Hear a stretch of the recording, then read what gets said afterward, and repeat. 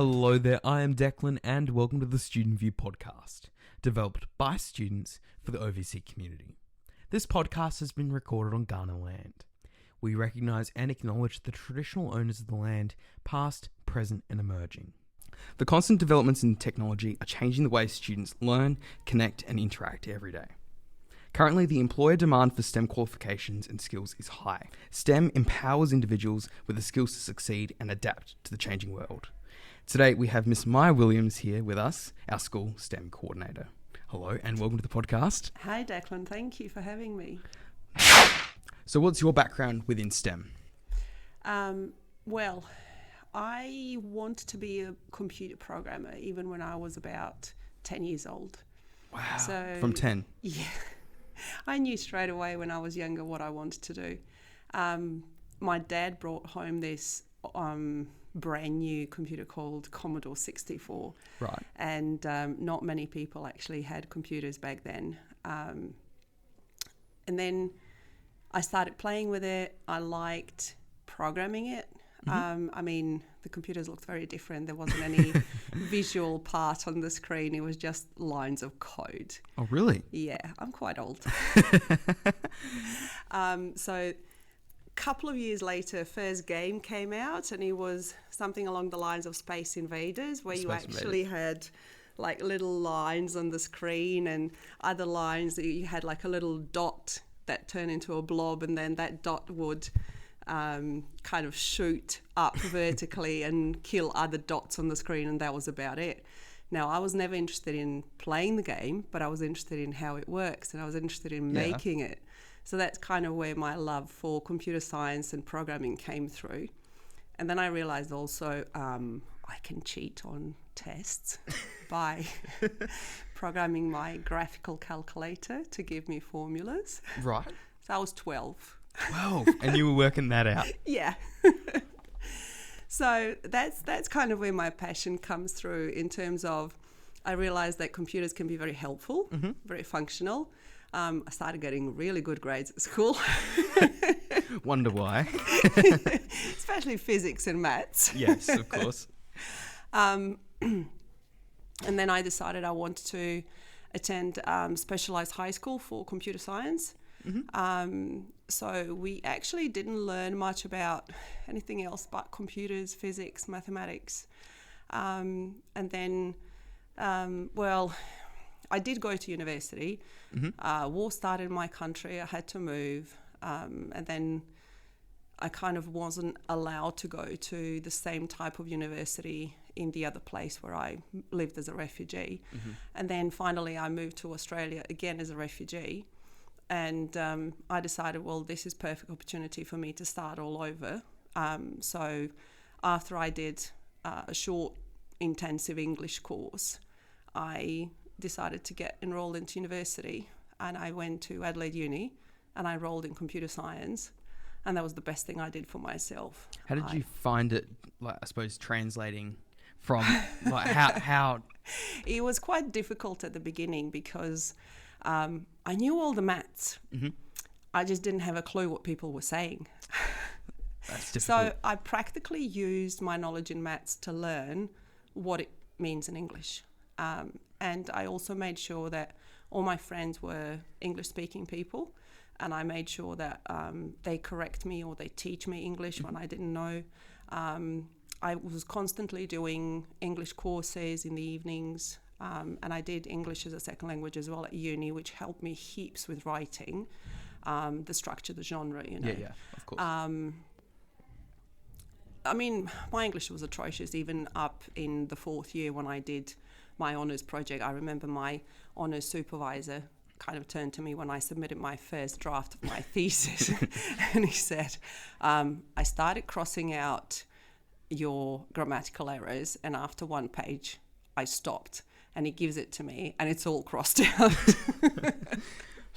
So yeah, I had a number of people that were really helpful, that supported me with English, but I was hardworking. I had a couple of jobs. I continued doing English courses because I knew at the end of the day, I want to finish this, I want to start working as a computer scientist, and the only way I can work is if I understand people. obviously there wasn't any question of me finishing university. You know, I knew I was going to do that. Of course. And yeah, I got a job 3 months before I finished university. And then I got another job, and then I got a third job. So I was able to choose what I want to do. So the best, or the choice that I liked the most was this job in the UK.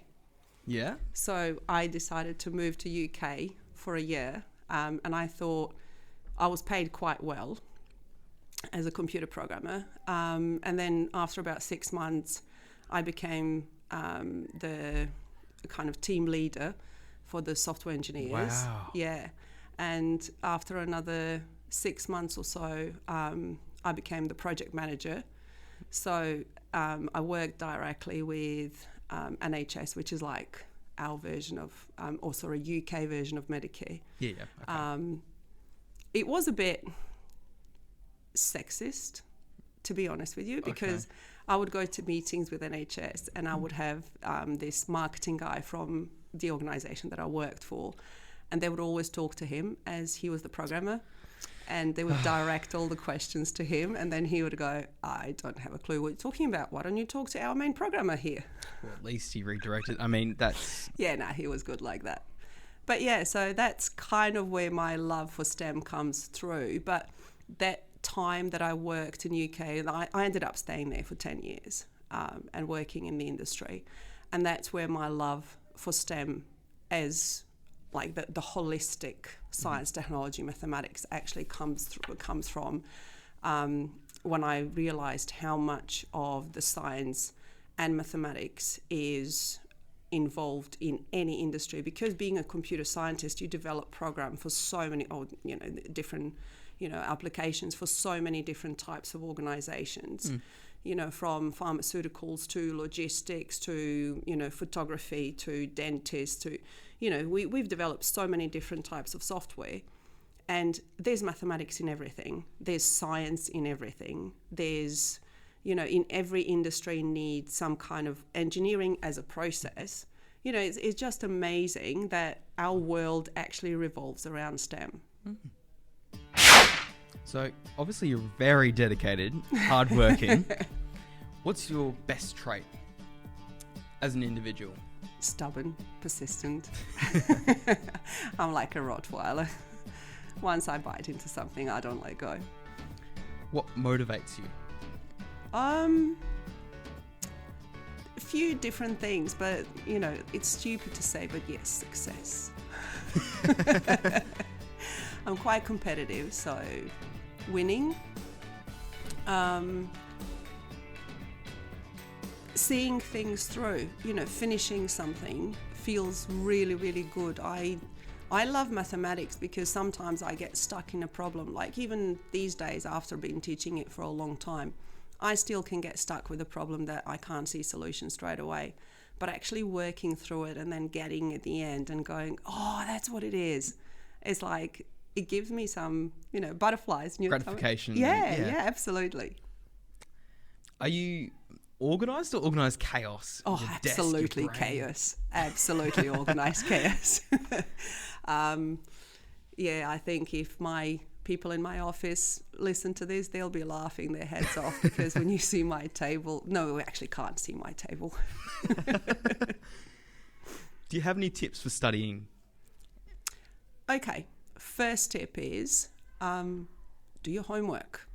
If your teacher says there's homework here, do it. They say there's homework because they don't want to destroy your life and kill your social life. They actually want you to continue working on something. The continual work is the most important thing that somebody can do for whatever you're doing, whatever you're learning, whether that's language or mathematics or whether you're doing some art. But that continuation of something is the most important thing. And that's where the science comes into, because there's been a lot of research about how we learn, how we memorize things, and it's practically continual access to information. Mm-hmm. So if you learn something completely new, if you sleep overnight, you will lose about 50% of what you've learned. Right. You sleep the next night without repeating it, you will lose another half of what you learned. So 5 days later or 3 days later, practically you have no knowledge of what you learned 3 days ago, unless you kind of repeat it in some shape or form. And that's why, think about learning languages. You learn a word, if you don't repeat it day after, it's gone. You can't remember anything like that. And it's like that with anything in life. So study habits, keep doing it. Don't do something and then don't do it for a week, because it will be gone. Perseverance. Absolutely.